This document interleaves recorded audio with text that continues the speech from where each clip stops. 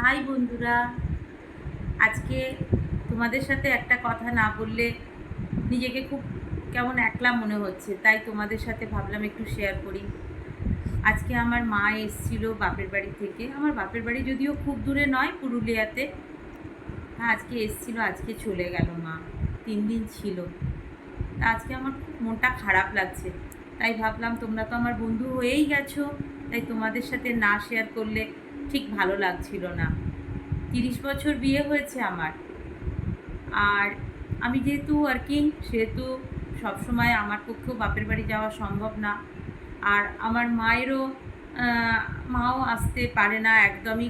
কেন কি আমার ভাইয়ের ছেলেমেয়েকে নিয়ে আমার মা এতখানি ব্যস্ত থাকে যে মা ওদের ছেড়েও থাকতে পারে না, আর ওরাও মাকে ছেড়ে থাকতে পারে না। ওই জন্য মাকে আনাটা, আমার কাছে রাখাটা খুবই অসুবিধা হয়ে যায় মায়ের পক্ষে।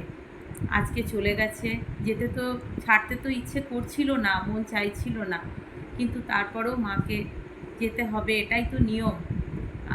মা চলে গেল আজকে।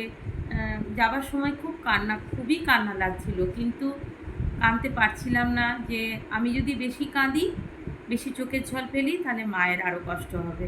মাও তো বলতে পারবে না, কিন্তু মায়েরও কষ্ট হবে। তাই ভাবলাম তোমাদের সাথে একটু শেয়ার করি, তোমাদের সাথে বলে নিজের মনের দুঃখের কথাটা একটু বলে হালকা হই। আমারও তো মেয়ে আছে। আমার মেয়েও কয়েক বছর পর তার শ্বশুরবাড়ি যাবে। সেও হয়তো আমার মতোই আজকে যে আমি কষ্টটা পাচ্ছি, আমাকে ছেড়ে যখন যাবে তারও হয়তো এই একই কষ্টটা হবে।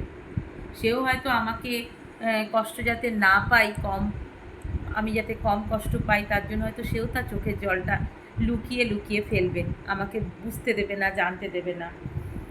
কিন্তু এটাই তো নিয়ম, বলো, যে মেয়েরা একটা সময় বাপের বাড়ি থেকে শ্বশুর বাড়ি চলে যায়, আর সেই শ্বশুর বাড়িটাকে তারা আপন করে নেয়। বাপের বাড়িটাকে তাকে পর ঠিক না, কিন্তু পরের মতোই করে রাখতে হয়। মনের মধ্যে বাবা মার জন্য সব সময় চিন্তা থাকে, সব সময় কষ্ট হয়, তাদের মিস করে, সব সময় মিস করি আমরা। কিন্তু সেই ফিলিংসটা তো আমরা সবসময় শ্বশুরবাড়িতে দেখাতে পারি না। আমাদের এটাকেই মেনে নিতে হবে। এটা মেনে নিয়েই প্রত্যেকটা মেয়েই এইভাবেই চলছে। তাই তোমাদের সাথে আজকে বললাম, বলে অনেকটা হালকা লাগছে। আজকের মতন এখানেই টাটা, গুড নাইট, ভালো থেকো।